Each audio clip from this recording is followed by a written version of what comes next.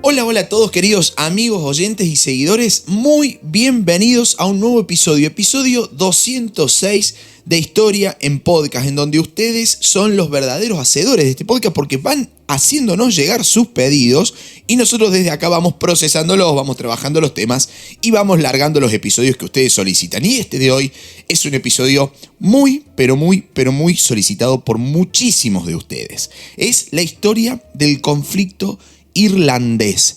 Un episodio que lo aclaré en redes sociales, que de hecho si todavía no nos siguen, vayan a seguirnos, Historia en Podcast, así nos encuentran en Instagram, sobre todo ahí tenemos una fuerte presencia. Ahí hice una consulta, si lo largaba en un solo episodio o en dos partes, ¿no? Porque va a ser un episodio largo, muy probablemente hora 30, hora 40. Nunca lo sé cuánto va a durar, pero estimo por el guión que va a estar alrededor de ese tiempo, quizás un poquito más. Y muchos me dijeron largarlo en dos partes, largarlo en uno. Yo voy a hacer, lo aclaro por las dudas, algo anti-algorítmico. ¿Sí? El algoritmo, si hago un episodio largo y ustedes lo escuchan media hora y se van, el algoritmo me va a decir, che, no le está gustando el contenido a tu gente porque a la media hora se va y dura 1 hora 40. No importa, ustedes escúchenlo como quieran. Yo desde este lado soy más que feliz sabiendo que están ustedes ahí consumiendo contenido de calidad, histórico, educativo, de divulgación. Gracias. Gracias por estar ahí del otro lado. Así que va en un solo episodio, que dure lo que tenga que durar. Ustedes escúchenlo como quieran escucharlo. Saben que pueden retribuir el canal a través de donativos de Cafecito, de PayPal, a través de nuestros cursos. Ahora en junio de 2025 arrancamos un curso tremendo sobre culturas americanas colombianas.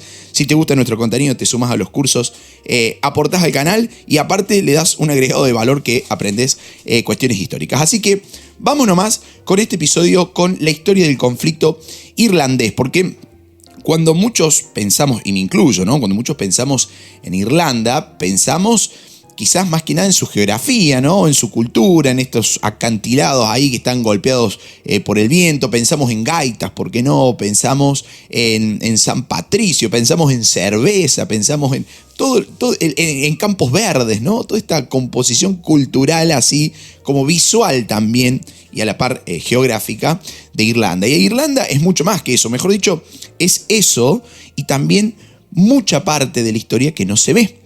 Y que incluso no se sabe, no se conoce, porque si uno escarba un poco en esa tierra verde irlandesa, no va a tardar en encontrar un pasado súper complicado, incluso bañado en sangre también, ¿no? Una historia de conquista, de resistencia, de odio, ahí enquistado, de heridas, que aunque quieren cerrarse, aún muchas veces siguen supurando, ¿no? Y voy a hacer una aclaración por las dudas. Este episodio no es para tomar partido, como no es ningún episodio en Historia en Podcast de los 206 que llevamos ya produciendo, ¿no? Es un episodio para entender, para mirar hacia atrás y ver por qué en una isla tan chica se libró una guerra tan larga, ¿no? ¿Por qué hubo hambre? ¿Por qué hubo represión, migraciones, bombas? ¿Por qué existe un grupo llamado IRA, por ejemplo? ¿Por qué hay un muro en la ciudad de Belfast? ¿Por qué hay dos Irlandas? ¿Por qué, a pesar de los acuerdos de paz, hay nombres, hay fechas y hay balas que todavía duelen? Hoy vamos a hablar de Irlanda, pero no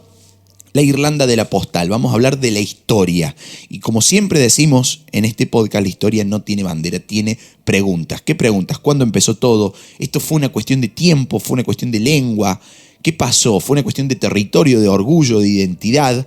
Bueno, la respuesta, como tantas veces en la historia, no es una, sino que son todas juntas. Así que bienvenidos a este episodio y vamos a alargar, como siempre digo, por el comienzo, ¿no? Pero no por un comienzo cualquiera, sino el que marcó para siempre la historia de esta isla partida, la llegada del imperio que iba a cambiarlo todo, la llegada de Inglaterra, lo que vendría a ser la historia de una ocupación. Irlanda, para que ustedes sepan, no nació dividida como la conocemos hoy en día. A Irlanda la partieron, ¿no? La partieron con la cruz, la partieron con la espada, con leyes, con castigos, con una corona que impuso su orden y al mismo tiempo sembró el odio. Durante el siglo XVI, ¿sí?, va a llegar una persona, una figura que lo va a cambiar todo en esta historia, que fue Enrique VIII, el rey inglés que cambió de religión para no cambiar de esposa, podríamos decir, ¿no? Un rey que rompió con Roma, que se autoproclamó cabeza de la iglesia anglicana, y desde su trono londinense decidió que todos sus súbditos, incluso los irlandeses, debían obedecer. ¿Sí? O sea, no solamente a la autoridad política, sino también a esta autoridad religiosa que era la misma autoridad política, ¿no? Le debemos un episodio también extenso a Enrique VIII, que estamos armándolo, ya pronto vendrá. Pero la cuestión es que cuando Enrique VIII lanza el anglicanismo y se proclama cabeza de la iglesia anglicana, ahí es cuando todo cambia. Porque, ¿qué sucede cuando el rey cambia de religión, pero el pueblo no? ¿No? Bueno, ahí, si sos Enrique VIII, digamos, los haces cambiar a la fuerza. Y si no quieren, que se atengan a las consecuencias, digamos, ¿no? En un país profundamente católico como Irlanda, la orden que se da era clara. Había que someter al papado, había que imponer la liturgia anglicana que partía desde Londres, había que suprimir los monasterios, y ahí arrancó una campaña religiosa, pero también va a ser una campaña política y militar, para tratar de doblegar a la población católica de Irlanda. Enrique va a poner manos a la acción, va a disolver abadías, va a confiscar propiedades, va a instaurar nuevas jerarquías eclesiásticas alineadas con Londres. Al mismo tiempo iba a intensificar el envío de tropas y de delegados para controlar a la nobleza gaélica. ¿Sí? Gaélico y gaélica es un adjetivo que vamos a estar, un adjetivo y a la vez también es sustantivo en realidad, que vamos a estar usando mucho en este episodio. Estamos hablando de la población irlandesa, esa es la nobleza gaélica, ¿no? Que cada vez era más rebelde, digamos, a las órdenes que venían desde Londres. Y con el paso de los años, ese proyecto se volvió bastante más ambicioso, el proyecto de Enrique VIII, porque ya no bastaba con someter, sino que había que transformar. Y es más, si se podía, más que transformar, había que reemplazar. En ese contexto surge una de las primeras grandes rebeliones dentro de la historia de Irlanda en relación al Reino Unido, ¿no? La Guerra de los 9 años, entre 1594 y 1603. Guerra que va a ser liderada por Hugh O'Neill, ¿no? El conde de Tyrone, que logró unir a varios clanes gaélicos del norte de Irlanda para resistir ese avance inglés, y durante casi una década van a estar librando una guerra de guerrillas ahí contra las tropas de la corona, aunque el conflicto finalmente termina con la derrota inglesa y con el exilio de muchos líderes gaélicos en un episodio que se lo conoció como el vuelo de los condes, ¿no? The Flight of the Earls. Bueno, ahí esa caída del último gran bastión del poder nativo va a marcar justamente el inicio de una colonización inglesa mucho más agresiva y mucho más sistemática, mucho más pensada, ¿no? Bueno, o sea, siglo XVI nosotros tenemos el origen, el inicio del conflicto. Ya luego, en el siglo XVII, van a hacer la famosa política de las plantaciones. Y cuando uno habla de política de plantaciones, pueden pensar automáticamente en plantaciones de caña, de algodón. No, bueno, no, en realidad no estamos hablando de ese tipo de plantaciones, sino que estamos hablando de las plantaciones de colonos. ¿Qué quiere decir esto? Que la corona inglesa confiscó enormes extensiones de tierra en manos de los irlandeses católicos, se las entregó a ingleses y a escoceses protestantes, que no solamente traían otra fe, sino que también traían otra lengua, traían otra cultura, traían otra forma de entender el pueblo. Algunos autores hablan de la implantación, en realidad, ¿no? Que debería ser el concepto que corresponde en este caso. Especialmente, esto se va a desarrollar en el norte, digamos, donde se consolidó un enclave protestante que se convertiría con el tiempo en el germen de esta Irlanda partida que conocemos nosotros hoy en día. Así se va a crear una Irlanda dentro de Irlanda, ¿no? Una clase dominante protestante en tierra católica con esta política de plantaciones de colonos. Imagínense ustedes perder la tierra que venía generacionalmente pasando de abuelos a hijos, a nietos, etcétera, etcétera, y que se la van a entregar ahora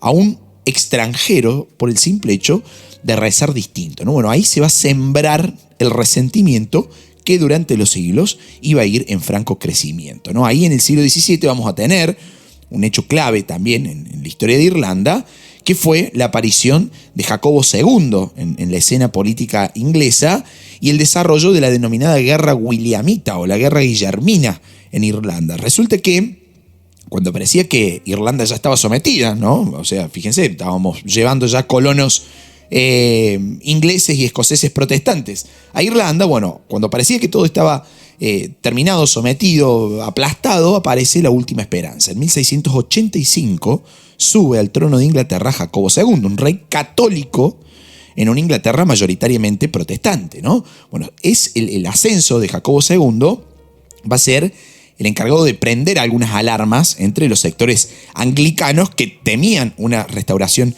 católica, ¿no? Y en 1688, este Jacobo II va a ser derrocado por su yerno, que era Guillermo de Orange, o William de Orange. William de Orange desembarca en Inglaterra con apoyo parlamentario y militar inglés. Jacobo huye a Francia, pero no se rinde. En esa huida a Francia va a tomar una segunda parada, que es Irlanda. Elige Irlanda, esta tierra católica y rebelde, como el escenario de su contraataque. Y ahí comienza la guerra williamita en Irlanda, o la guerra guillermina, entre los años 1689 y 1691. Bueno, Jacobo va a desembarcar en Kinsale y va a establecer su corte en Dublín, ¿no? Miles de católicos irlandeses vieron acá en Jacobo la oportunidad. Así, podemos restablecer el orden católico en Irlanda. Muchos y miles de católicos irlandeses lo van a apoyar. Lo veían como la última chance de revertir esos años de opresión inglesa, ¿no? De opresión protestante, sobre todo, de anglicanismo. Entonces, esta guerra williamita o guillermina no va a ser solamente una guerra entre dos reyes, ¿sí? Entre Guillermo de Orange y Jacobo II, sino que se va a convertir en una guerra entre dos religiones, entre dos visiones del mundo. Y para Irlanda, esta guerra se va a convertir en una guerra por la esperanza. Pero esa esperanza va a ser finalmente aplastada en la batalla del Boyne del año 1690, donde Guillermo derrotó a Jacobo y lo obligó a huir nuevamente. Y un año después, el famoso Tratado de Limerick selló esa rendición irlandesa, a cambio de algunas garantías de tolerancia religiosa. Bueno, ahí los soldados jacobitas fueron autorizados a marchar a Francia, y ahí nacía, mientras se realizaba esta marcha de los soldados jacobitas a Francia, nacía el mito del Flight of the Geese, el vuelo de los gansos salvajes, ¿no? Apodo que se les dio a esos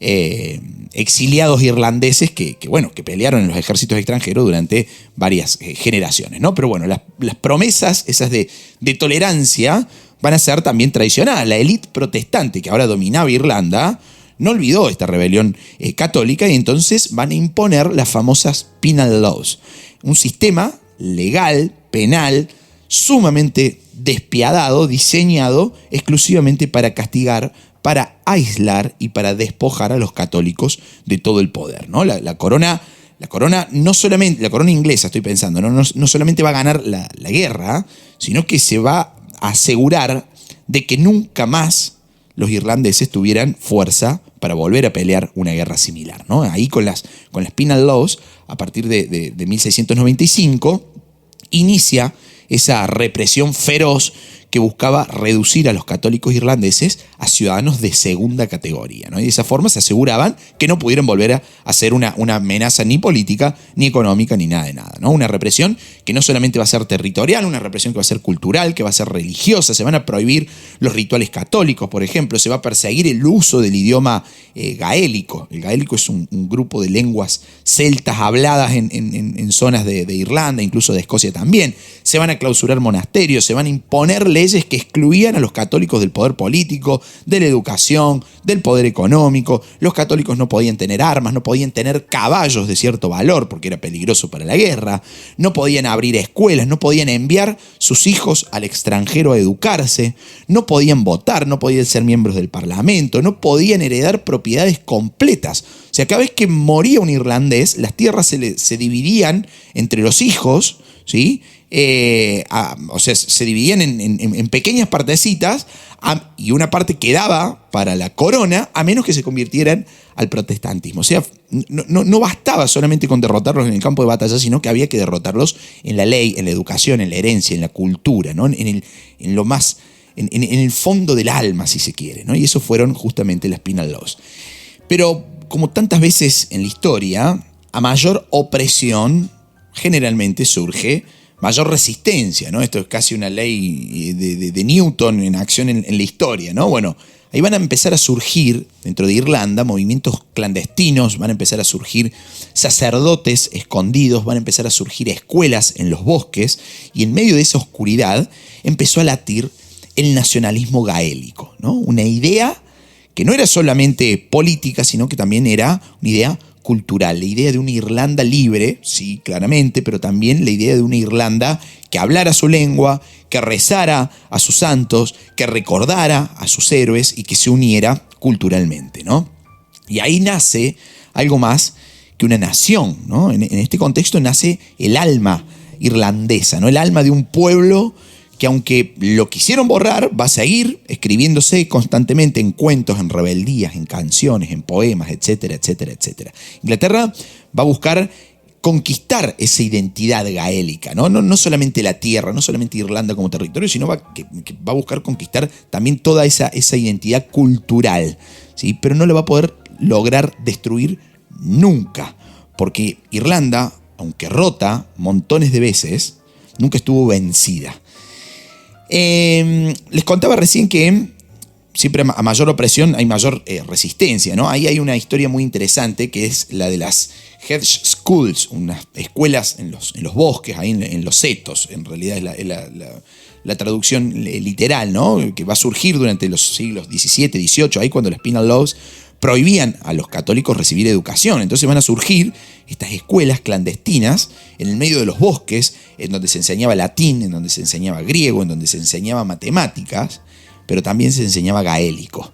Eran escuelas organizadas por sacerdotes o maestros ahí medios ocultos, ¿no? Que se realizaban, digamos, clases que se realizaban al aire libre, digamos, escuelas que funcionaban al aire libre, en el medio de los bosques, bajo los árboles, en granjas escondidas, ¿no? Esto es muy curioso porque mientras Londres estaba prohibiendo ese alfabeto gaélico en los campos de Munster o los bosques de Ulster, allá en Irlanda, un maestro se estaba sentando sobre una piedra, sobre el tronco de un árbol, y enseñaba historia, enseñaba lengua, enseñaba un poquito de dignidad, digamos, ¿no? Se estaba sembrando el futuro de un pueblo con palabras. Y en medio de esa oscuridad empezó a latir ese nacionalismo gaélico, ¿no? Una idea que no era solo política, sino, como les decía también recién, una idea cultural, ¿no? Ahí vamos a encontrar también figuras claves como la de Geoffrey Keating, el cronista de la identidad irlandesa, ¿no? Un sacerdote, en realidad el nombre era Seachtrum Seiting, pero se lleva al inglés como Geoffrey Keating, que va a ser un sacerdote católico, poeta también del siglo XVII, que escribió en gaélico una historia de Irlanda titulada literalmente La fundación del conocimiento sobre Irlanda, ¿no? Una especie de mitología nacional, de historia sagrada del pueblo irlandés, y aunque fue perseguido por las autoridades inglesas, toda esta historia recopilada y escrita por él va a empezar a circular oralmente, va a empezar a alimentar ese imaginario nacionalista que estaba empezando a nacer en Irlanda, digamos, ¿no? O sea, estaba escribiendo también ahí, lo mismo que hacían las escuelas, estaban escribiendo un poquito de esperanza para el futuro de Irlanda, ¿no? Bueno, entonces me parece interesante acá recalcar esto, ¿no? Que Inglaterra no solamente está conquistando un territorio, sino que estaba conquistando una identidad que en algunos momentos va a conquistar, está más que claro, pero no lo va a poder destruir, porque por más que estuviera rota, Irlanda no estaba vencida. Vamos a ver qué sucede en esta historia. Ya vimos lo que pasó en el siglo XVI, ya vimos lo que pasó en el siglo XVII, y tenemos una historia intensa, digamos, ¿no? Está empezando a surgir ese nacionalismo gaélico. Si uno avanza en el tiempo y si miramos los manuales de historia, el siglo XVIII en Irlanda parece un siglo calmo, pero siempre digo, no hay que confundir el silencio con la paz, ¿no? Era el silencio que vamos a encontrar durante parte del siglo XVIII en Irlanda, es el silencio de los que no podían hablar, ¿no? De los que habían perdido casi todo ¿Por qué casi todo? Porque había algo que no habían perdido aún, que era la memoria. O sea, tras la derrota de estos últimos levantamientos gaélicos que hablábamos recién, ahí a finales del siglo XVII, Irlanda va a quedar bajo dominio protestante. Surgen estas penal laws que les decía recién, que marcan un poquito fuego esa centuria, ¿no? Buscaba acortar libertades para los irlandeses. Ahí, mientras todo eso sucede, la economía rural irlandesa, dominada por terratenientes protestantes ausentistas, podemos decir, ¿no? En realidad estaban más ausentes que presentes, pero la tierra ya se las habían llevado, digamos, era de ellos. Esa economía había profundizado el empobrecimiento de Irlanda, ¿no? Las masas campesinas irlandesas sobrevivían en este contexto como podían. Y acá generalmente es un foco que muy pocas veces se pone, ¿no? ¿Qué pasaba con el ciudadano de a pie?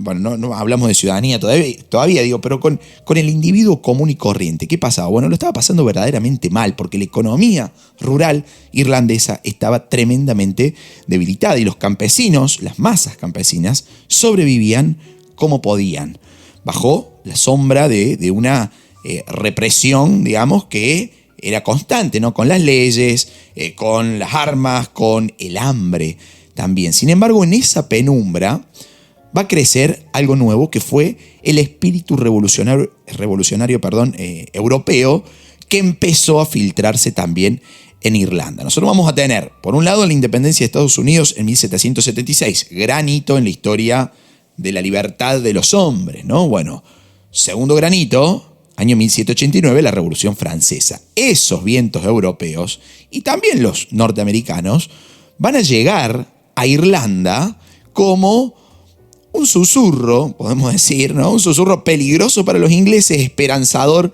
para los irlandeses, que no tardaría, ese susurro, en convertirse en un grito, ¿no? Año 1791, mientras en Francia caían cabezas, ¿no? Rodaban cabezas, y en América se estaban escribiendo constituciones en esos momentos, en Irlanda nacía un sueño que parecía imposible. Nacía el sueño de una república sin religiones enfrentadas, una república sin corona, una república sin terratenientes británicos. Una Irlanda unida y libre. Así nace, a finales del siglo XVIII, la Society of United Irishmen. Y lo increíble de todo esto es que la mayoría de ellos no eran específicamente católicos, como lo podemos imaginar, sino que también había protestantes, incluso no todos eran campesinos, había intelectuales, había disidentes, había artesanos. Era el primer grito transversal de libertad en una isla acostumbrada al silencio, ¿no? de los vencidos. Bueno, el gran ideólogo de esta sociedad de irlandeses unidos, Society of United Irishmen, fue Theobald Wolfe Tone, un abogado, un protestante y tal vez el más irlandés de todos sin haber nacido católico, ¿no? Un tipo que quería unir a todos los irlandeses contra un enemigo común que era el dominio británico. De hecho, Theobald Wolfe Tone no hablaba de reformas, sino que hablaba de revolución. Claro, estamos en plena época revolucionaria, ¿no? Bueno, lo van a acompañar nombres que al menos merecen ser recordados. No vamos a meter uno por uno, sino este episodio duraría 5 horas, ¿no? Pero estamos hablando de Henry Joy McCracken, un industrial y un rebelde de Belfast. Después vamos a tener al editor del periódico insurgente, el periódico que se llamaba Northern Star, que era Samuel Neilson. Vamos a tener a un aristócrata también radicalizado con un poquito de sangre azul ahí, cierto afer por el republicanismo, que fue Lord Edward Fitzgerald, ¿no? Bueno, todos estos, con Theobald Wolfe Tone a la cabeza, son los que soñaron una insurrección a gran escala con apoyo de la Francia revolucionaria para ver si podían formar esta Irlanda unida, por fuera o separada, digamos, de la corona británica. Y en 1798 van a intentar lo imposible, ¿no? Digo lo imposible porque ese sueño va a terminar en una masacre, ¿no? El levantamiento va a ser mal coordinado, la ayuda francesa llegó tarde, llegó mal, el ejército británico, por su parte, apoyado también por milicias protestantes locales, respondió con una ferocidad sin límites. y ahí el rey Jorge III, ¿sí? Que va a ser el encargado de reprimir todo ese levantamiento en Irlanda, el mismo que había perdido las colonias en América, el tipo va a decir, che, yo no quiero perder Irlanda también. Entonces manda la represión y esos rebeldes van a ser aplastados, miles van a ser ejecutados, otros tantos van a ser deportados. Wolfton, el padre de la República Soñada, va a morir en prisión. No se sabe si por suicidio, si por decisión del poder, nunca lo vamos a saber con certeza ya a esta altura, ¿no? La cuestión es que tras el fracaso de la rebelión de 1798 por parte de los United Irishmen, y temiendo también una posible invasión francesa, porque está acá en la bulla, en el ruido, está Francia metida, el gobierno británico impulsó una medida totalmente drástica, que fue la disolución del Parlamento irlandés. Entonces se va a incorporar a partir de ahora oficialmente Irlanda al Reino Unido de Gran Bretaña. Así nació en 1801 el Reino Unido de Gran Bretaña e Irlanda. Va a ser esto una anexión legal, pero no legítima a los ojos de muchos irlandeses, ¿no? El Parlamento en Dublín cierra sus puertas para siempre. La voz de Irlanda va a pasar desde entonces por Westminster, ¿no? Y en teoría los católicos iban a tener igualdad de derechos, en la teoría, con esta anexión al Reino Unido de Gran Bretaña e Irlanda, ¿no? Pero en la práctica vamos a ver que no fue así. Digo que no fue así porque la promesa de emancipación católica, que fue usada para convencer a muchos irlandeses de apoyar a la unión, digamos, va a ser postergada por décadas, ¿no? Los católicos irlandeses siguieron siendo marginados, siguieron siendo excluidos del voto, siguieron sin ocupar cargos públicos, siguieron sin poder entrar al ejército, por ejemplo. Entonces, Irlanda va a pasar a ser, ya no era más una colonia, digamos, ya era periferia, ya ni siquiera tenía algo básico, que es el nombre propio. Pero incluso ahí, en la derrota, los United Irishmen dejaron algo sembrado, ¿no? Dejaron una idea. Los tipos fracasaron, lo vimos recién, o sea, fracasaron, les fue mal, los aplastaron. Pero dejaron una idea sembrada, ¿no? Una visión, un país donde no importara a qué Dios se le rezaba, sino a qué patria servía, ¿no? Y esa semilla, aunque enterrada, volvería a brotar. Y así se va a cerrar el siglo XVIII para Irlanda, ¿no? No con independencia, pero sí con algo más, es más, todo lo contrario a la independencia. De hecho, van a perder la escasa autonomía que tenían porque van a ser incorporados al Reino Unido, ¿no? Pero van a terminar con algo que está ahí tras bambalinas, ¿no? Que está un poquito bajo tierra todavía, pero que va a brotar en algún momento, ¿no? Que era la generación, ¿sí? Esta que se va a atrever a imaginar a Irlanda como nación. Ya no como una tierra conquistada, sino como una nación. Entonces, veremos qué va a pasar ahí durante el siglo XIX, en donde va a surgir una figura súper interesante, que es Daniel O'Connell. Vamos a ver. En el año 1823, el nacionalismo irlandés ya empezaba a tomar otra forma, ¿no? Ya no solamente era una cuestión cultural, ni tampoco religiosa. Ahora estaba pidiendo reformas concretas, estaba pidiendo derechos, estaba pidiendo ciudadanía. Y quien va a encarnar esa lucha va a ser este muchacho, ¿sí? Apodado, y no por nada, el Libertador, llamado Daniel O'Connell. O'Connell era un abogado brillante, un católico practicante, un orador con una capacidad de habla realmente muy distinguida, un reformista incansable, ¿no? El tipo va a fundar la Catholic Association, una organización que funcionó casi como un protopartido político, podemos decir, ¿no? O sea, previo a la formación de un partido político, bueno, va a estar la Catholic Association de O'Connell ahí funcionando, con un objetivo claro, que era conseguir la emancipación católica, es decir, que los católicos, la mayoría en Irlanda, pudieran votar, pudieran acceder a cargos públicos, pudieran dejar de ser ciudadanos de segunda en su propia tierra. Aparte, bueno, este tipo va a empezar a usar la estrategia, no va a usar rifles, no va a usar bayonetas, ni espadas, ni nada de eso, sino que va a usar estrategia. La Catholic Association funcionaba a través de pequeñas donaciones, el llamado Catholic Rent, consistía en una moneda al mes por persona, ¿no? Con la cual se financiaba, digamos, todo lo que venía, ¿no? Las campañas, la propaganda, los abogados, las reuniones, etcétera, etcétera. Fue un movimiento de base, un movimiento popular, masivo, digamos, ¿no? Y significa un cambio rotundo en la estrategia, porque donde antes había espadas y bayonetas, ahora hay demandas, hay petitorios, ¿no? Una vía más legalista, si se quiere. Y, en cierta forma, con mayor organización que lo que eran las rebeliones, lo que habían sido las rebeliones anteriores, digamos, ¿no? Acá se detecta que el enemigo no es solamente el ejército británico, o sea, no vamos a ir por la vía armada, sino que es el sistema británico. Y el sistema hay que vencerlo con las reglas con las que juega el sistema, digamos, ¿no? Entonces Daniel O'Connell, el libertador, en el año 1828, entendiendo todo esto, se presenta como candidato al Parlamento británico por el condado de Clare y ganó. Aplastó a su rival protestante, de hecho, pero había un problema monumental. Como católico tenía prohibido asumir su banca. La ley exigía que todo miembro del Parlamento jurara fidelidad a la Iglesia anglicana, es decir, podía ser elegido, pero no podía ocupar el cargo. Entonces, acá viene el problema, digamos, porque el caso va a explota como una bomba política. O'Connell ya no solamente era un líder local, sino que se había convertido en el símbolo de un pueblo entero, ¿no? Londres tiembla frente a O'Connell, ¿no? El riesgo de un levantamiento católico crecía cada vez más. Y el primer ministro, el duque de Wellington, el mismo que había vencido a Napoleón Bonaparte, tuvo que ceder.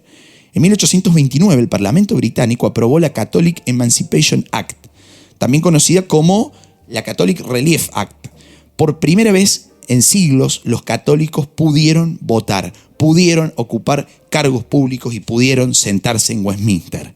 Fue una revolución sin disparar ni una bala, pero con consecuencias que van a terminar siendo gigantesca. O sea, podríamos decir que O'Connell no solamente ganó esa elección en 1828, sino que ganó un derecho, y lo hizo con palabras, lo hizo con la organización, con una estrategia legal. En un mundo donde todo se resolvía aparentemente con armas, él lo va a resolver con votos. Pero O'Connell no se va a conformar con esa emancipación, y su siguiente objetivo era aún más audaz, que fue derogar el Acta de Unión del año 1801, esa ley que había disuelto el Parlamento irlandés y lo había fusionado con el de Londres, ¿no? En otras palabras, O'Connell quería volver a tener un Parlamento irlandés propio, en Dublín, con una Irlanda que legislara para Irlanda. El tipo había ganado la batalla por los derechos, pero ahora iba por la dignidad. Porque, a ver, si pensamos un poquito, no alcanza con tener voz propia, podemos decir, si nos obligan a hablar en casa ajena, ¿no? Entonces iba a buscar justamente eso. Y para lograrlo, en 1840 fundó la Repeal Association, buscando, como su nombre lo indica, la revocación del Acta de Unión del año 1801. Esa Repeal Association se convirtió en un movimiento de masas que combinaba discursos ahí más revolucionarios, incendiarios, digamos,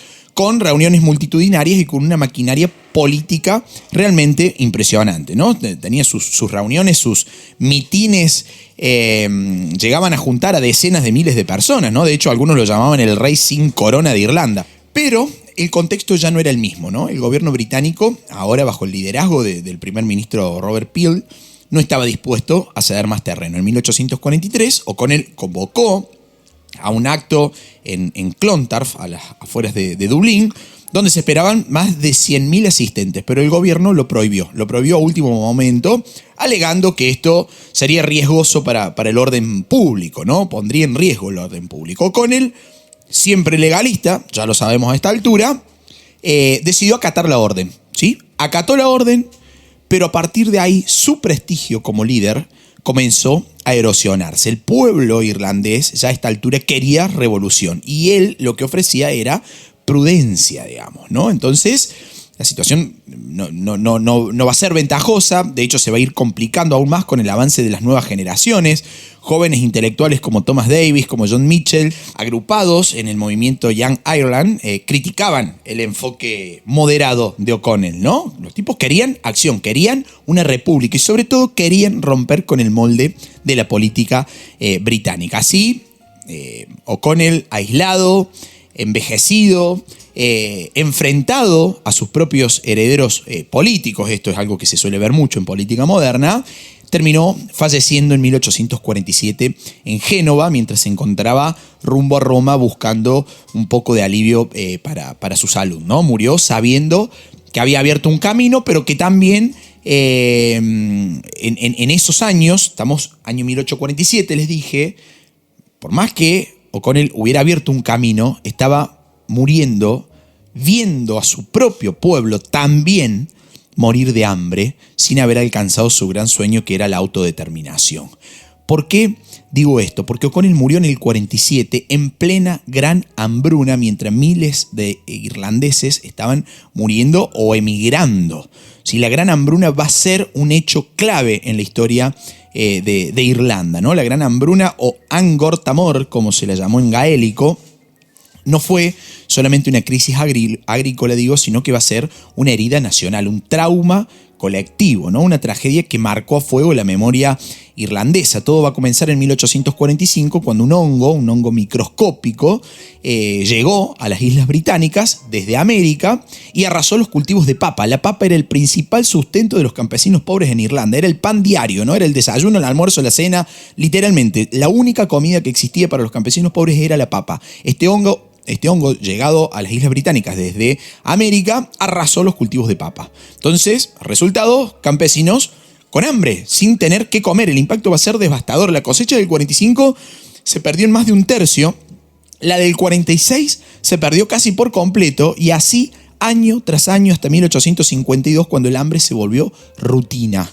Y cuando el hambre se volvió rutina, la muerte en Irlanda se volvió el paisaje, ¿no? El paisaje desolador. Ahí al medio, en el 47, muere O'Connell, justamente por eso decía que murió en medio de la gran hambruna. Más de 1 millón de personas murieron por inanición o por enfermedades derivadas, en definitiva, de la desnutrición, ¿no? Otro millón de personas emigró como pudo, ¿no? Sobre barcos que incluso van a ganar un apodo medio macabro ahí, que fue los coffin ships, los barcos ataúd, porque muchos morían en camino antes de llegar a las costas de los Estados Unidos, de Canadá o de Australia, hacia donde emigraban estos irlandeses, ¿no? Pero lo más indignante de esto va a ser que mientras los irlandeses morían de hambre, Irlanda, escuchen esto porque es tremendo, seguía exportando alimento.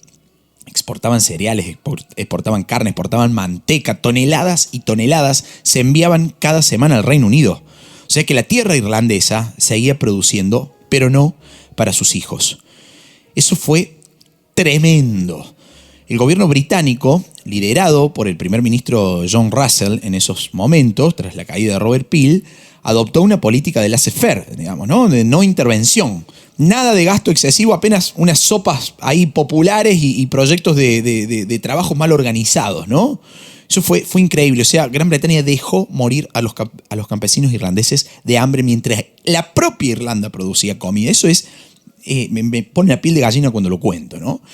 Incluso esta gran hambruna va a ser para esos terratenientes ausentistas que les decía recién, la mayoría de ellos protestantes viviendo en Londres o en Dublín o donde fuera, va a ser una gran oportunidad para expulsar a esos campesinos y para concentrar todavía más tierra. O sea, muchos desalojos se van a realizar con muchísima brutalidad también en este contexto, ¿no? Aldeas enteras van a desaparecer del mapa. El historiador irlandés Tim Pat Coogan lo va a resumir a esto muy contundentemente. El tipo dijo, esto no fue un genocidio planificado, pero fue negligencia criminal con rostro político. Y vaya si así ha sido, digamos, ¿no?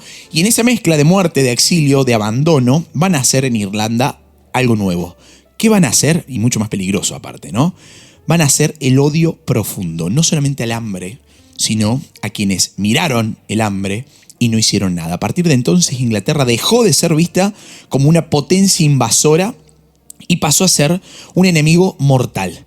El resentimiento superó ampliamente lo religioso, lo económico, lo cultural. Era ahora una herida en carne viva. La población irlandesa pasó de 8 millones en 1845 a menos de 6 millones en 1851 y no volvió a recuperarse durante más de un siglo. Aún hoy, Irlanda no ha alcanzado el número de habitantes que tenía antes del hongo, antes de la gran hambruna de 1847, que es el año en el que se lo redondea. O sea, después de ese hambre vino la bronca. Después del exilio vino la organización. El siglo XIX no va a morir para los irlandeses en silencio. Va a cerrar con movimientos, con votos, con huelgas y también con poetas. Vamos a ver qué pasó ahí.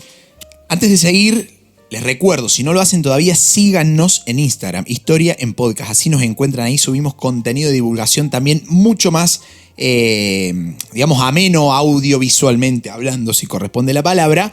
Y les dejo la invitación para que se unan a nuestra academia. Historia en Podcast Academia es la forma más fácil de colaborar con el canal y aparte darle un valor agregado a esa colaboración, que es tener un curso de historia presencial. Nos conocemos cara a cara y lo pueden ver grabado cuantas veces quieran, con diapositivas, con certificación, con bibliografía, todo. Historia en Podcast Academia, todo a través de nuestro Instagram o de nuestra web historiaenpodcast.com.ar. Ahora sí. Tras la hambruna, el problema central de Irlanda fue la tierra. La mayoría de los campesinos cultivaban terrenos que no eran suyos, porque los terratenientes seguían dominando la propiedad mientras los inquilinos vivían en la miseria, ¿no? Y en 1879, tras todo lo que había sido la movilización previa a la gran hambruna y la crisis que sobrevino, estalló la Guerra de la Tierra. La Guerra de la Tierra liderada por la Irish National Land League, fundada por un ex convicto de origen humilde llamado Michael David, y apoyada por Charles Stewart Parnell, el rostro nuevo de la política irlandesa nacionalista. ¿Qué pedían estos tipos? Pedían tenencia segura para los campesinos, pedían alquileres justos y pedían el derecho a comprar la tierra que trabajaban. Esto va a ser un movimiento masivo, con huelgas, con boicots, con una palabra que se va a hacer muy famosa, digamos, ¿no? Que era el boicot, nacida del caso del terrateniente Charles Boycott, completamente aislado por la comunidad. En Instagram voy a estar subiendo esta historia, así que si quieren conocer más de dónde... El origen del boicot viene de acá, de Irlanda, de Charles Boycott, un tipo que lo aislaron completamente para no comprarle. Bueno, interesante la historia, lo voy a estar contando en Instagram, así que si quieren saber más de él, vayan y síganos en esa red social. En fin, el gobierno británico va a reprimir esto, pero también va a tener que negociar. A partir de ahí se van a aprobar leyes que permitieron a los campesinos ir comprando sus tierras. La reforma agraria se va a volver imparable. Para 1903 más del 50% de la tierra ya estaba en manos de irlandeses, pero todo va a ser un paso a paso, digamos, ¿no? Les decía recién que el rostro nuevo de la política va a ser Charles Stewart Parnell, apodado el Rey sin corona de Irlanda, ¿no? Un tipo que va a liderar el partido parlamentario irlandés desde Londres con una estrategia bastante clara, ¿no? Que era presionar desde adentro del sistema británico para lograr la autonomía irlandesa, conocida como el Home Rule. El Home Rule, para esos momentos, va a ser la política de autonomía que estaban proponiendo los irlandeses. Para esos momentos, ahí a finales del siglo XIX y comienzos del siglo XX, la causa nacionalista en Irlanda había cambiado de forma. Ya no era solo rebelión armada o romanticismo cultural como lo había propuesto O'Connell. Era también una estrategia parlamentaria. Ahí es donde gana lugar Charles Stewart Parnell, del partido parlamentario irlandés, que presionó al gobierno británico para obtener una autonomía legislativa. Es decir, que Irlanda pudiera gobernarse a sí misma en asuntos internos, aunque siguiera reconociendo la autoridad del monarca británico y del Parlamento de Londres, ¿no? Esa autonomía se le llamó Home Rule y fue vista como un posible punto intermedio entre la independencia total y el sometimiento colonial, ¿no? Bueno, ese proceso va a ser largo, va a ser accidentado, va a estar lleno de obstáculos. El primer proyecto de ley del Home Rule fue presentado en 1886, pero fue rechazado. Se presenta un segundo proyecto en 1893 que fue aprobado por la Cámara de los Comunes, pero fue bloqueado por la Cámara de los Lores. Y recién en 1912 vamos a tener un tercer intento que finalmente fue aprobado por el Parlamento británico en un contexto político en el que los lores ya no tenían poder de veto absoluto, ¿no? Se trataba de una victoria largamente esperada por los nacionalistas moderados que creían en esta vía institucional como camino hacia la libertad. Pero ese avance, increíblemente, va a ser el germen de una nueva tensión, de un nuevo problema. Siembra un nuevo problema. Los protestantes del norte, o los protestantes del Ulster, como se los llamó, por la región en la que habitaban, temiendo convertirse en una minoría, digamos, en un futuro parlamento dominado por católicos nacionalistas en Irlanda, los tipos se opusieron ferozmente al Home Rule. Así, el sueño de unidad nacional irlandesa empezó a fragmentarse geográficamente. El sur veía el Home Rule como un paso hacia la independencia. El norte lo veía como una traición a la corona. Y con esa división ahí flotando en el aire, el mapa de Irlanda comenzaba a agrietarse justo en el umbral de una nueva guerra mundial. Ahí, mientras tanto, también tenemos, no lo quiero pasar por alto, es un episodio súper completo, por eso demoré tantísimo tiempo en hacerlo y va a ser súper largo. Ustedes escúchenlo como quieran, ¿no? Ya se los dije al comienzo, no importa el algoritmo, que Spotify me diga lo que quiera decirme el algoritmo, ¿no? Se te van a los 30 minutos, no importa, vuelven. Estamos creando contenido educativo de calidad, así que gracias por estar ahí. Pero bueno, tengo que ir haciendo estos idas y vueltas interesantes. Hay un ida y vuelta ahí. Mientras todo esto está sucediendo, esa división ahí latente de Irlanda entre el norte y el sur, va a pasar algo muy interesante que es el renacimiento cultural irlandés. Porque mientras la política luchaba por esta autonomía, la cultura también estaba alzando la voz, ¿no? A finales del siglo XIX surgió un movimiento de recuperación lingüística y artística en Irlanda conocido como el Renacimiento Gaélico. Ahí vamos a tener a figuras como William Butler Yeats, como Lady Gregory, como Douglas Hyde, tipos que van a impulsar el uso del idioma gaélico, el redescubrimiento de los mitos, de la leyenda, de la literatura irlandesa. Van a impulsar el teatro irlandés como vehículo político y espiritual también, ¿no? En 1893 se fundó la Gaelic League, una organización que promovía justamente el idioma y la cultura nacional como base de la identidad irlandesa, ¿no? Porque esto, no pretendo ser poeta con lo que voy a decir, pero no hay patria sin palabras propias, ¿no? El primer paso quizás hacia esa libertad sea dejar de hablar en la lengua del otro y enaltecer esos orígenes lingüísticos gaélicos. Bueno, así cierra Irlanda el siglo XIX, con menos hambre, con una tragedia que todavía resonaba, esa gran hambruna, pero con más conciencia, con más ideas, con menos resignación, digamos, ¿no? Con ganas de volver a ser. Y vamos a ver que el siglo XX llegó con promesas de cambio, pero en Irlanda cada promesa siempre venía con una trampa y cada esperanza muy probablemente trajera escondida ahí bajo el manto un arma, ¿no? El cambio parecía cerca porque tras décadas de lucha agraria, de presión parlamentaria, de renacimiento cultural, Irlanda entraba al nuevo siglo, al siglo XX, con una bandera muy clara, que era la autonomía política sin dejar de ser parte del Reino Unido. El famoso Home Rule del que hablábamos recién, ¿no? Una especie de autonomía interna con parlamento propio en Dublín, pero sin independencia total. Y como les dije anteriormente, en 1912, después de décadas de idas y vueltas, el Parlamento británico aprueba la Home Rule. Y el pueblo nacionalista irlandés lo celebraba, pero había un detalle no menor. El norte protestante no quería saber nada con la Home Rule. Entonces, a ver, como para clarificar, el sur quería una Irlanda para los irlandeses y el norte quería una Irlanda que siguiera siendo británica. Y el conflicto empezó a tomar forma de frontera.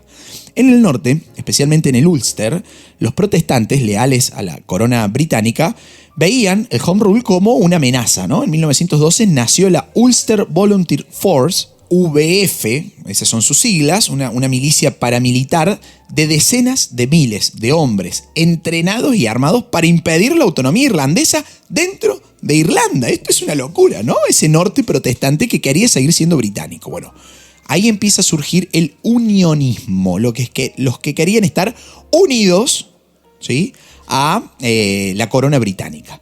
Ahí se empieza a organizar el unionismo. Al poco tiempo, los nacionalistas irlandeses respondieron con su propio brazo armado, que fueron los voluntarios irlandeses, los Irish Volunteers, una fuerza que buscaba defender la Home Rule, incluso, ¿por qué no también, ya que estamos, la independencia? No solamente el Home Rule, sino también la independencia. Entonces se armaron dos bandos, dos ejércitos paralelos, dos Irlandas que estaban en construcción. Y justo ahí estalla la Primera Guerra Mundial.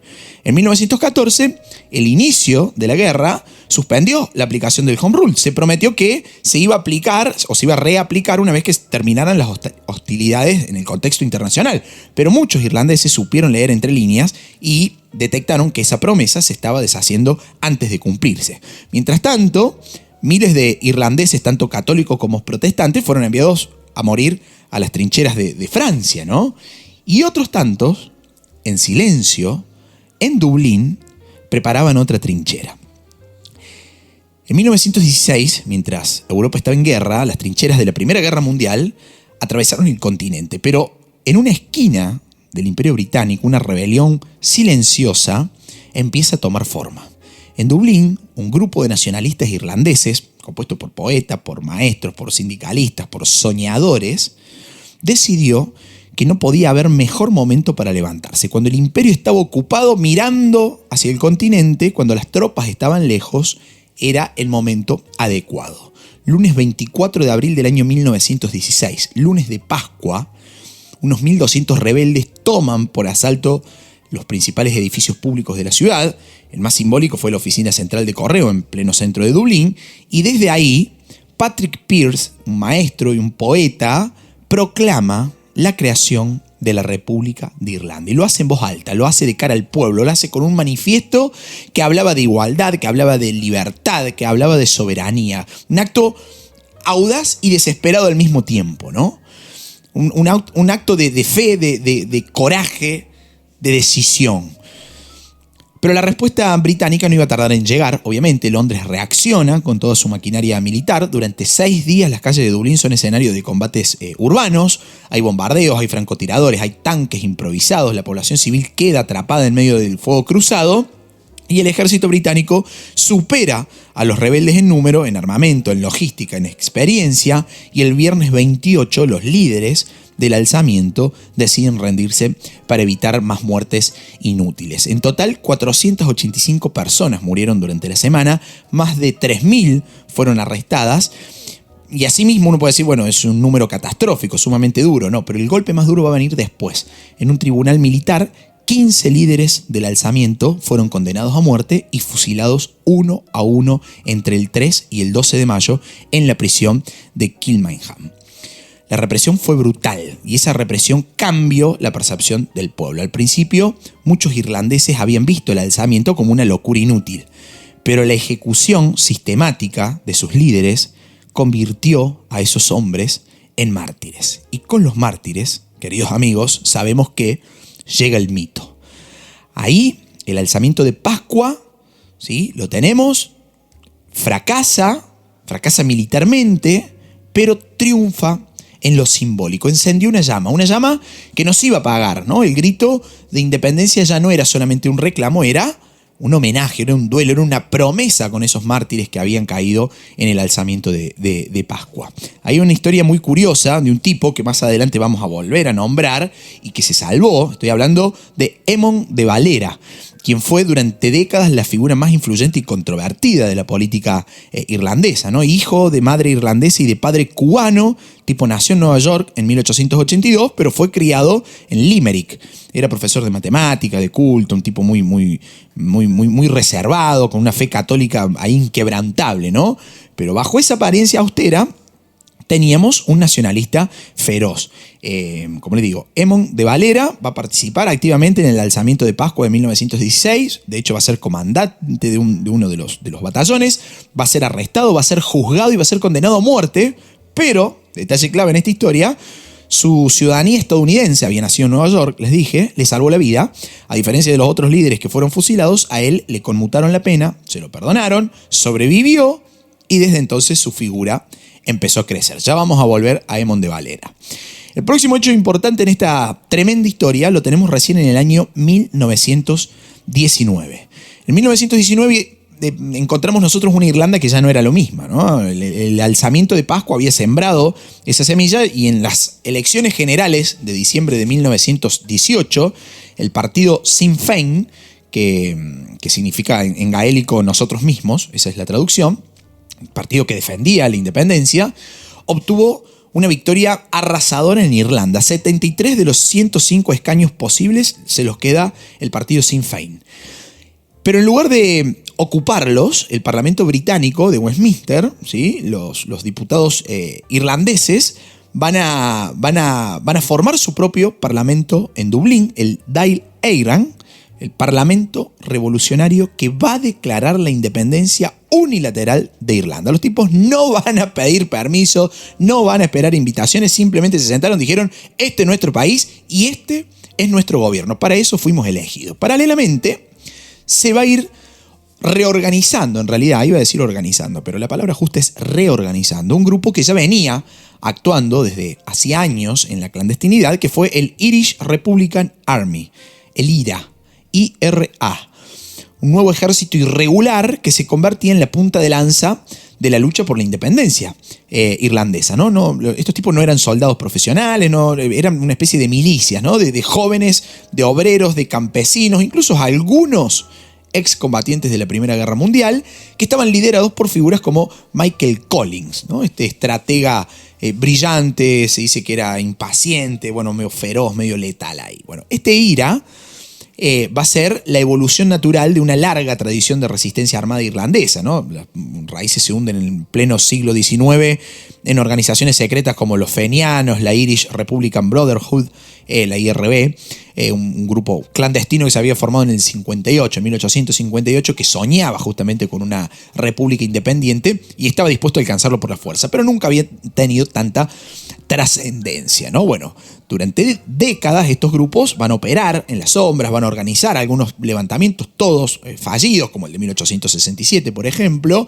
van a participar en el alzamiento de Pascua de 1916 también, pero a partir del 16, la IRB, la Irish Republican Brotherhood, comienza a reorganizarse y a traer a nuevos cuadros mucho más decididos, más radicales, más jóvenes, sobre todo. Y con la victoria del Sinn Féin en las elecciones del 18 y la proclamación del Dáil Éireann, la rama armada del nacionalismo irlandés cobra un nuevo sentido, ¿no? El viejo núcleo de la IRB se fusionó ahora con voluntarios civiles, con exmilitares irlandeses que habían combatido en la Primera Guerra Mundial, y ahí nace formalmente el nuevo IRA, un ejército irregular, patriota, descentralizado, que estaba dispuesto justamente a iniciar una guerra de guerrillas contra la ocupación británica, ¿no? Insisto que no eran soldados profesionales, muchos de ellos campesinos con fusiles prestados, en la mayoría de los casos, obreros que sabían más de martillos que de metralla, y muchos jóvenes que habían cambiado los libros por unas bombas caseras ahí, ¿no? Había algo que los unía, en definitiva, que era el deseo de formar una Irlanda libre. Y esa lucha va a ser una guerra que no va a ser una guerra convencional, no va a ser una guerra con frentes, con batallas abiertas, sino que va a ser una guerra de guerrillas. Lo que el IRA plantea es una guerra de guerrillas, de emboscadas, de asesinatos selectivos, de sabotajes.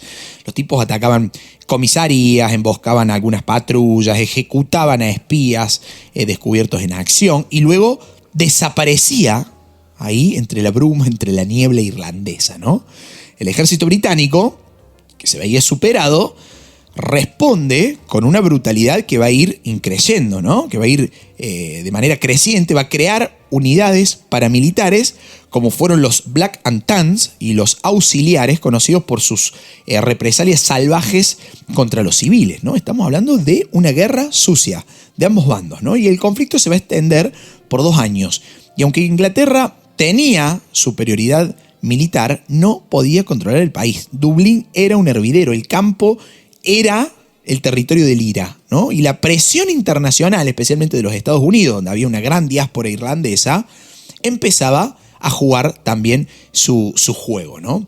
Finalmente, en julio de 1921 se acordó un alto al fuego, un cese a las hostilidades, y comenzaron las negociaciones que desembocaron en el Tratado Anglo-Irlandés del año 1921. El tratado va a ser un tratado histórico, pero también polémico, porque reconocía la creación de un Estado libre irlandés. Atención a esto. Tratado Anglo-Irlandés de diciembre de 1921 reconocía la creación de un Estado libre irlandés, autónomo, pero dentro del Imperio Británico, al estilo en esos momentos de Canadá o de Australia. Además, dejaba fuera de ese tratado al norte, que seguía siendo parte formal del Reino Unido. O sea, era independencia, era cierta autonomía, pero con un asterisco ahí, con una nota al pie, ¿no? Michael Collins, que había negociado el tratado, lo va a defender como lo mejor que se podía conseguir en ese momento, pero otros personajes, como uno que ya nombramos anteriormente y que se salvó de los ajusticiamientos de 1919 por su ciudadanía estadounidense, estoy hablando de Eamon de Valera, van a considerar este tratado como una traición. Cuando Collins regresa de Londres con el Tratado de 1921, que otorgaba la independencia parcial pero mantenía a Irlanda dentro del Imperio Británico, de Valera se opuso con firmeza. Para Collins, el tratado era un primer paso y para de Valera era un paso atrás. Esa grieta ideológica se va a volver un abismo y ese abismo llevaría a Irlanda a una guerra fratricida. la división va a ser tan profunda que muy pronto los antiguos compañeros de armas se van a convertir en enemigos entre ellos mismos. Y lo que no logró Inglaterra lo va a terminar logrando la propia Irlanda, que era romperse sola desde adentro. Ese tratado anglo-irlandés de diciembre de 1921 fue al mismo tiempo una victoria y una sentencia, ¿no? Por primera vez, Inglaterra reconocía la existencia de un Estado libre irlandés, el Irish Free State, con parlamento propio, con gobierno autónomo, e Irlanda, ¿sí? Que pasaba a ser parte, a convertirse en un dominio del Imperio Británico, en realidad, como decía recién, al estilo de Australia, por ejemplo, y sus ciudadanos debían jurarle lealtad al rey Jorge V, empezó a dividirse internamente. Para muchos, como les decía recién, como Michael Collins, eso era lo máximo que se podía conseguir sin guerra, ¿no? Un primer paso hacia la independencia total. Algo es algo, digamos. Pero para otros, como Eamon de Valera, y una parte importante del IRA, atención a esto, era una traición. ¿Cómo se iba a aceptar un Estado que aún dependía de la corona?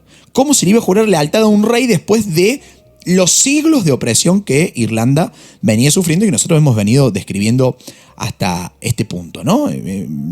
Algo que a mi criterio debía unir a Irlanda en la victoria, los va a terminar dividiendo. En junio de 1922, la tensión finalmente va a estallar. Las dos facciones, el pro-tratado y el anti-tratado, van a comenzar a enfrentarse no contra Inglaterra, sino entre ellas mismas.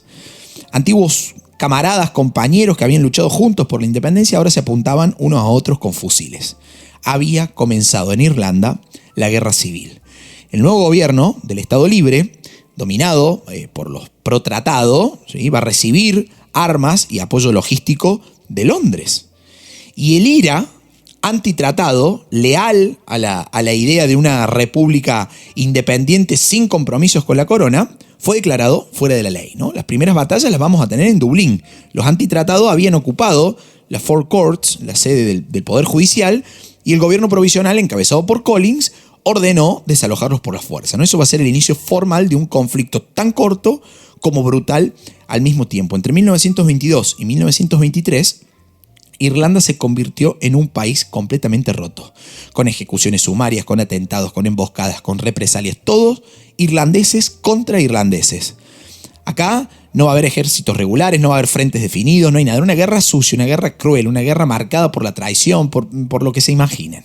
El golpe más doloroso quizás llegó en agosto del año 1922, cuando Michael Collins fue emboscado y fue asesinado en una emboscada en Cork, en su tierra natal, por miembros del IRA antitratado, digamos, ¿no? Un tipo que en esos momentos tenía tan solamente 31 años. Para muchos, él va a ser un líder, y con su muerte no solamente va a morir un líder, sino que muere la posibilidad de una reconciliación temprana. Era el hombre que había diseñado la guerra contra el imperio, que había logrado el Tratado de 1921, termina muriendo a manos de sus propios compatriotas. En abril del 23, el conflicto va a terminar finalmente sin un tratado formal, ¿no? Los republicanos, los antitratados, se van a rendir, están exhaustos, están diezmados, están muy venidos a menos, pero el daño interno ya estaba hecho, ¿no? La joven Irlanda nacía fracturada, nacía sangrando, nacía con una época de peligro, podemos decir, nacía sin una paz duradera. De hecho, el Estado Libre irlandés va a quedar establecido, el IRA va a quedar dividido, va a quedar herido, va a pasar a la clandestinidad y va a esperar otro momento, digamos, ¿no? Va a esperar otros combates, que ya vamos a ver que van a llegar también en la historia. ¿Había llegado a la independencia? Sí, a medias tintas, había llegado, sobre todo si consideramos que aún seguían siendo un dominio británico, con autonomía, pero dominio británico. Pero fundamentalmente, y lo que más duele, es que esa hermandad irlandesa había quedado completamente rota, ¿no? Cuando la guerra civil termina en 1923, Irlanda quedó dividida no solamente en términos políticos, sino también en términos emocionales, en términos sociales. El bando ganador, el que había aceptado el tratado, fundó ese Estado libre irlandés, lo reivindicó, ¿no? Ese dominio autónomo dentro del Imperio Británico. Era un paso enorme respecto a la subordinación colonial, pero no era aún la república soñada por los revolucionarios. Podemos hacernos una pregunta acá, ¿qué pasaba en el norte, ¿no? ¿Qué pasaba en Irlanda del Norte? Pero todo esto es el sur. Al norte, donde estaban los protestantes, donde estaban los unionistas, digamos, ¿qué estaba pasando ahí? Bueno, ahí van a ser oficialmente en 1921 Irlanda del Norte, una entidad autónoma dentro del Reino Unido compuesta por 6 condados de la provincia del Ulster, ¿no? Se va a formar bajo control mayoritario protestante unionista, digamos, y desde el inicio va a mantener una discriminación estructural contra la minoría católica, digamos, que incluía la manipulación electoral, el acceso desigual a los empleos, a las viviendas, a los derechos civiles, etcétera, etcétera. Así van a ser la doble Irlanda, una independiente, pero con heridas abiertas, y otra británica con una bomba debajo de la alfombra. Ya vamos a ver el porqué. Mientras tanto, en el sur, Eamon de Valera se va a ir reconstruyendo en su propio camino político, va a fundar Fianna Fáil en 1926 y en 1932 llega al poder con ese partido, con Fianna Fáil, como primer ministro. Y desde ahí va a ir desmantelando paso a paso todas las ataduras que quedaban con el Reino Unido. El tipo abolió el juramento al rey, el tipo dejó de pagar tributos comerciales y en 1937 Eamon de Valera impulsó una nueva constitución que renombraba al país como Eire, que en gaélico significa ni más ni menos que Irlanda. No era una república formal, no tenía reconocimiento internacional todavía, pero parecía una república formal. Recién en el año 1949 el Estado Libre se va a transformar oficialmente en la República de Irlanda y se va a retirar oficialmente también de la Commonwealth británica, ¿no? El sueño de independencia se había consumado al menos para el sur. Y ahí Eamon de Valera va a ser parte activa, ¿no? De hecho, el tipo va a seguir, va a estar en actividad durante mucho tiempo, va a ser presidente de Irlanda entre el 59 y el 73 y va a morir recién en el 75 con 92 años de edad, ¿no? El tipo va a ser testigo del nacimiento del conflicto moderno en el norte, pero su república ya no podía intervenir sin agravar la crisis. ¿Por qué el conflicto en el norte?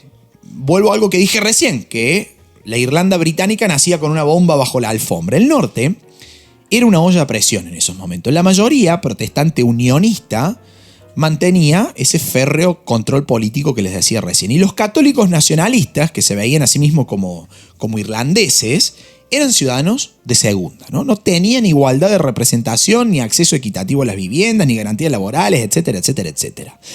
De hecho, el sistema policial, el famoso Royal Ulster Constabulary, el RUC, estaba completamente alineado con los unionistas. En ese marco, en ese contexto de discriminación, de tensiones y toda esta cuestión, van a surgir movimientos por los derechos civiles en Irlanda del Norte a finales de los años 60. Movimiento que va a estar muy inspirado por figuras como Martin Luther King, por ejemplo, que estaba con las luchas afroamericanas en Estados Unidos.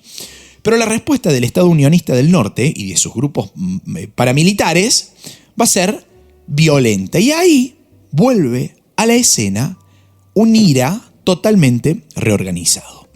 Ahí tenemos el conflicto en Irlanda del Norte, el famoso The Troubles, entre 1969 y 1998. Estamos hablando de 30 años de conflicto. Todo va a comenzar como una protesta. A finales de los años 60 en Irlanda del Norte van a surgir marchas pacíficas encabezadas por jóvenes católicos nacionalistas que reclamaban derechos civiles básicos. A ver, igualdad del acceso a la vivienda, al trabajo, representación electoral, etcétera, etcétera. No pedían unificación con Irlanda, pedían un trato justo.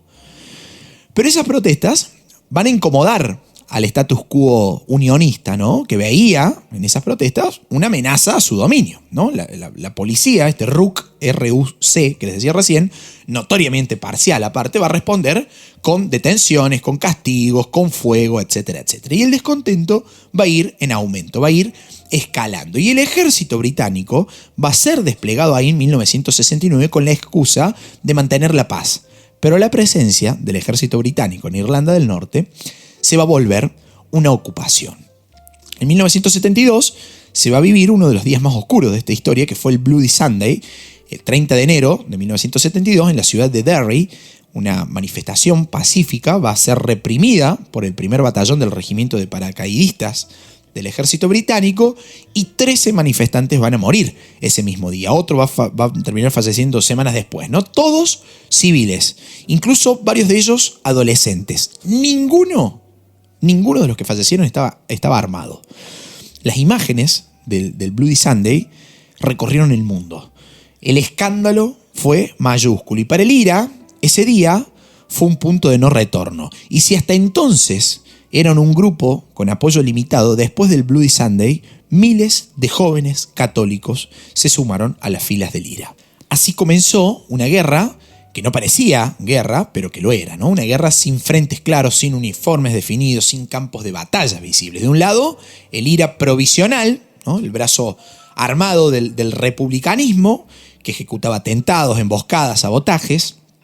Y del otro, grupos paramilitares leales al Reino Unido, como la Ulster Defense Association, ¿sí? la UDA, y la VF, la Ulster Volunteer Force, que les decía recién, que asesinaban también a civiles católicos, que intimidaban a barrios enteros, que actuaban con complicidad de sectores del Estado, ¿no? En medio de estos bandos tenemos a miles de inocentes. A ver, acá vamos a tener bombas en pubs, emboscadas en rutas, vamos a tener redadas nocturnas, vamos a tener discriminación institucional. O sea, el horror se había vuelto algo cotidiano en Irlanda del Norte, ¿no? Las víctimas no eran solamente militantes, eran madres, eran niños, eran estudiantes, eran trabajadores, ¿no? El gobierno británico impuso el internamiento sin juicio, se le llamó, que era una medida que permitía encarcelar a sospechosos sin ningún cargo formal, y la prisión de Mace se convirtió en símbolo de la represión. Ahí los presos del IRA van a iniciar algunas protestas, algunas huelgas de hambre. Uno de ellos, Bobby Sands, va a morir en 1981 tras 66 días de protesta sin comer, ¿no? Va a ser elegido diputado mientras agonizaba, y esa muerte genera una ola de indignación global y un giro político que terminaría siendo definitivo, porque el conflicto también se jugaba en las urnas, ¿no? Mientras el IRA seguía actuando militarmente, el partido Sinn Féin, el brazo político, vamos a decir, comenzó a crecer en representación, y su estrategia dual de balas y votos va a ir dando resultado, ¿no? Pero el precio era claramente muy alto, más de 3.500 muertos en estas décadas de conflicto, ¿no? Casi 50.000 heridos, decenas de miles de vidas marcadas para siempre. La televisión, de hecho, mostraba camiones militares en las calles, mostraba francotiradores, escoltas armadas para ir a la escuela, ¿no? Belfast se había convertido en una ciudad dividida por muros reales y por odios muy marcados, incluso odios más altos que los muros, dicen muchos, ¿no? Mientras tanto, en Londres y en Dublín se iban tejiendo algunas negociaciones frágiles, ¿no? Finalmente, en 1998, Irlanda del Norte llega a un punto de inflexión, ¿no? Después de casi 30 años de conflicto, más de 3.500 muertos, decenas de miles de heridos y un país fracturado entre muros, llega lo impensado, que fue el acuerdo de paz. Fue el Viernes Santo, 10 de abril de 1998, en Belfast, en donde los líderes de los principales partidos políticos de Irlanda del Norte, junto con algunos representantes del gobierno británico, del gobierno irlandés, de mediadores internacionales, de hecho va a estar el ex senador estadounidense George Mitchell metido ahí al medio, van a firmar el Good Friday Agreement, el acuerdo del Viernes Santo, un pacto que no pretendía borrar el pasado, sino que buscaba construir un futuro donde cupieran las dos memorias, ¿no? ¿Qué se acordó ahí adentro? Se acordó que Irlanda del Norte iba a seguir siendo parte del Reino Unido, pero que si algún día la mayoría de sus ciudadanos decidía reunificarse con la República de Irlanda, tendría derecho a hacerlo, que habría un nuevo modelo de gobierno compartido también, con poder dividido entre protestantes unionistas y católicos nacionalistas, que se iban a desmantelar los puestos fronterizos, que se reformaría la policía, que se iban a liberar presos políticos, y que sobre todo los grupos armados debían de poner las armas. El IRA, tras años de cese de fuego intermitente, finalmente aceptó el desarme Lo mismo hicieron los grupos lealistas como la UDA y la UBF. Se entregaron las armas, se destruyeron las armas, todos bajo supervisión internacional. El Parlamento Autónomo de Irlanda del Norte, el Stormont, volvió a abrir sus puertas.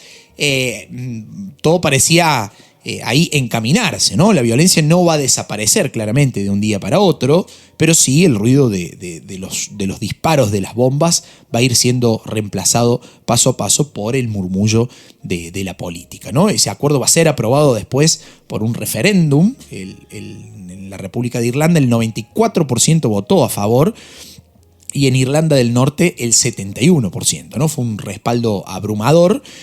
Si bien no va a ser unánime, sí va a ser contundente, y ambos bandos los consideraron como una claudicación, ¿no? Desde entonces, Irlanda del Norte ha vivido un proceso lento y no exento, también diría, de algunos retrocesos, pero un proceso lento de normalización.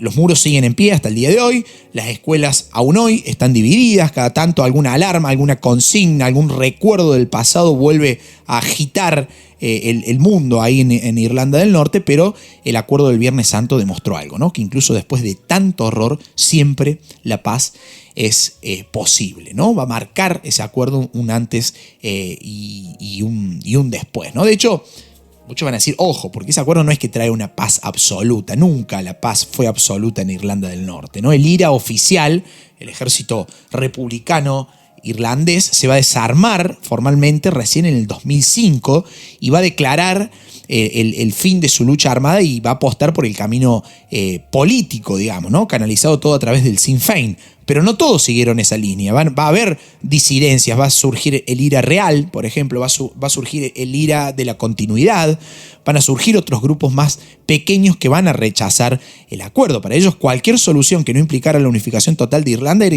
inaceptable, y es inaceptable hasta el día de hoy, ¿no? Van a seguir operando en la clandestinidad, con menos apoyo, sí, con menos poder también, pero con la misma convicción violenta de los años más duros de toda esta historia, ¿no? De hecho, hoy no son protagonistas, pero están, y cuando una bomba estalla en una comisaría, ¿sí? Cuando una bandera se quema en alguna marcha, cuando aparece alguna pintada, es la sombra del IRA que vuelve a estar ahí presente, ¿no? De estas disidencias que siguieron, que continuaron del IRA. A eso se le va a sumar un nuevo capítulo inesperado, que fue el Brexit. Cuando en 2016 el Reino Unido votó por salir de la Unión Europea, Irlanda del Norte votó en contra, por ejemplo. Pero al formar parte del Reino Unido, quedó arrastrada en esa decisión, y entonces volvió a surgir el fantasma de la frontera. Porque hasta ese momento la frontera entre Irlanda del Norte y la República de Irlanda, miembro pleno de la Unión Europea, prácticamente no existía. No había controles, no había aduanas, no había soldados, no había nada. Era una línea invisible, ¿no? Un símbolo de esa paz que se había logrado. Pero el Brexit va a poner todo esto en riesgo. ¿Cómo controlar el paso de mercancías, por ejemplo, de personas, sin levantar nuevamente una frontera? ¿Cómo evitar que ese límite se transformara otra vez en un campo minado de tensiones, ¿no?